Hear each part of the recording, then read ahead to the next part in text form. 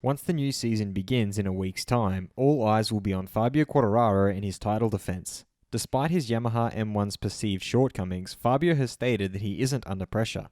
Even though many feel that Ducati's Pecco Bagnaia will be the biggest obstacle to his title defense, Fabio has picked someone else as the man to beat while speaking to DAZN. I'm your host Dillon Shelley, and first up on Moto World, Fabio Quartararo's surprise pick for main rival. Fabio began by speaking about the pressure of being the defending champion. I think the pressure was more to see if I could achieve this dream, but when I have already achieved it, now the motivation is greater to do it again. I am going to do like last year. I start this year as if I had never won and I want to win it. It is not an additional pressure to say I have to win again.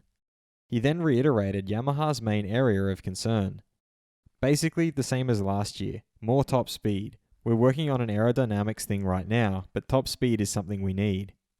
He then picked his main rival.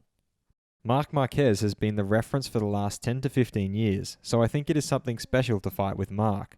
I want to fight with him this year.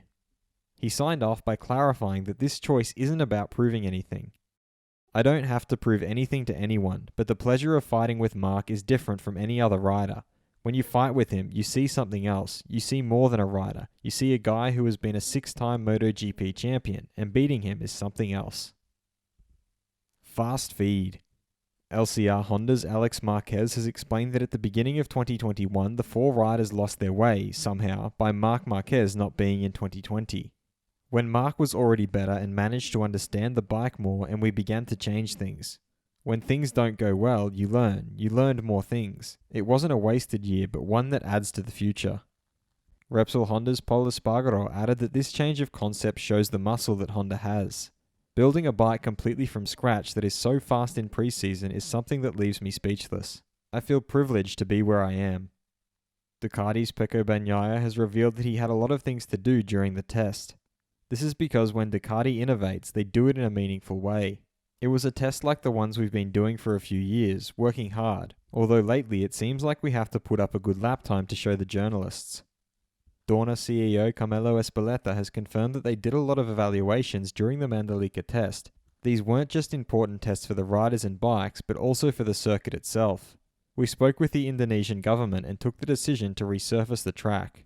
Work will begin in the next few days with the aim of having the track ready on the 20th of March, when Mandalika hosts the second race of the World Championship.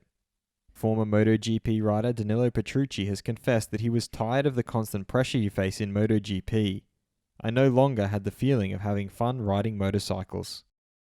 Will Fabio Quartararo be able to beat a fit Marc Marquez? Head over to my community page to vote in the poll and let me know what you think in the comments. And if you liked this video, feel free to subscribe and check out my others for all the latest in the world of MotoGP.